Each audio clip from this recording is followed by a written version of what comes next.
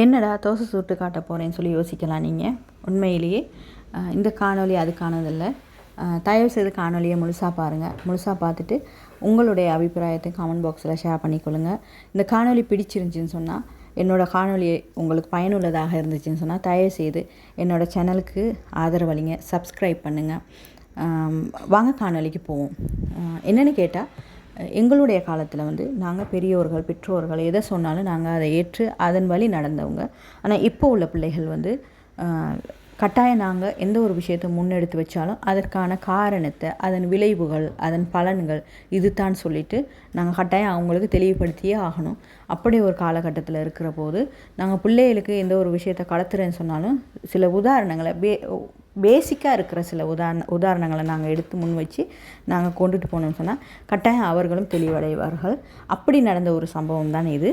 என்னோடய மகள் குயிக்காக கோவப்படக்கூடிய ஒரு பர்சன்.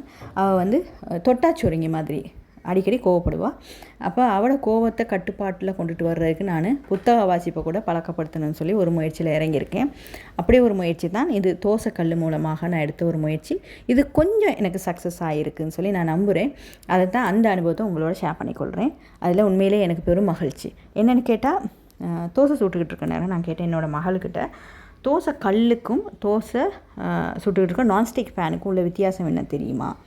தோசைக்கல் ரொம்ப ஸ்லோவாக தான் ஹீட் ஆகும், ஆனால் நான்ஸ்டிக் பேன் குயிக்காக ஹீட் ஆகிடுது. அது காரணம் என்னென்னு கேட்டேன்.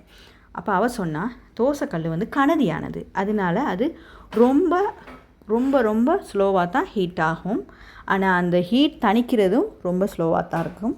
அதுபோல் நான்ஸ்டிக் பேன் குயிக்காக ஹீட் ஆகும், குயிக்காக அந்த ஹீட் தணிஞ்சு போயிடும் அப்படின்னு சொல்லிட்டு.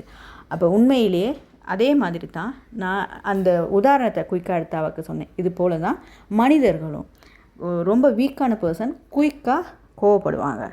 அதே ரொம்ப ஸ்ட்ராங்கான பர்சன் குயிக்காக கோவப்பட மாட்டாங்க. அப்போ நீங்கள் ஸ்ட்ராங்கான பர்சனாக ரொம்ப வீக்கான பர்சனாக நீங்களே உணருங்க அப்படின்ட்டுன்னு.